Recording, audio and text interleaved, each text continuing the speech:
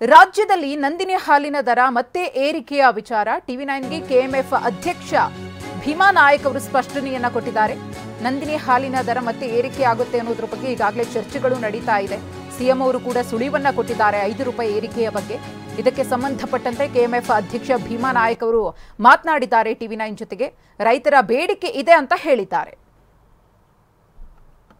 ರೈತರ ಬೇಡಿಕೆ 5 ರೂಪಾಯಿ ಇದೆ. 5 ರೂಪಾಯಿ ಕೊಡಬೇಕು ಅನ್ನೋದು ರೈತರ ಬೇಡಿಕೆ ಇದೆ. ಆ ರೈತರ ಬೇಡಿಕೆ ಏನಿದೆ ಆ ಬೇಡಿಕೆನ ಸನ್ಮಾನ್ಯ ಮುಖ್ಯಮಂತ್ರಿ ಮುಂದೆ ಇಡ್ತೀವಿ ನಾವು. ಸನ್ಮಾನ ಯಾವಾಗ ಅಂತ ಸರ್? ಸನ್ಮಾನ್ಯ ಮುಖ್ಯಮಂತ್ರಿ ತೀರ್ಮಾನ ಮಾಡಬೇಕಾಗುತ್ತೆ. ಇವತ್ತು ರೈತರ ಬೇಡಿಕೆ 5 ರೂಪಾಯಿ ಇದೆ. 5 ರೂಪಾಯಿ ಕೊಡಬೇಕು ಅನ್ನೋದು ರೈತರ ಬೇಡಿಕೆ ಇದೆ. ಆ ರೈತರ ಬೇಡಿಕೆ ಏನಿದೆ ಆ ಬೇಡಿಕೆನ ಸನ್ಮಾನ್ಯ ಮುಖ್ಯಮಂತ್ರಿ ಮುಂದೆ ಇಡ್ತೀವಿ ನಾವು. ಸನ್ಮಾನ ಯಾವಾಗ ಅಂತ ಸರ್? ಸನ್ಮಾನ್ಯ ಮುಖ್ಯಮಂತ್ರಿ ತೀರ್ಮಾನ ಮಾಡಬೇಕಾಗುತ್ತೆ. ಇವತ್ತು ರೈತರ ಬೇಡಿಕೆ 5 ರೂಪಾಯಿ ಇದೆ. 5 ರೂಪಾಯಿ ಕೊಡಬೇಕು ಅನ್ನೋದು ರೈತರ ಬೇಡಿಕೆ ಇದೆ. ಆ ರೈತರ ಬೇಡಿಕೆ ಏನಿದೆ ಆ ಬೇಡಿಕೆನ ಸನ್ಮಾನ್ಯ ಮುಖ್ಯಮಂತ್ರಿ ಮುಂದೆ ಇಡ್ತೀವಿ ನಾವು. ಸನ್ಮಾನ ಯಾವಾಗ ಅಂತ ಸರ್?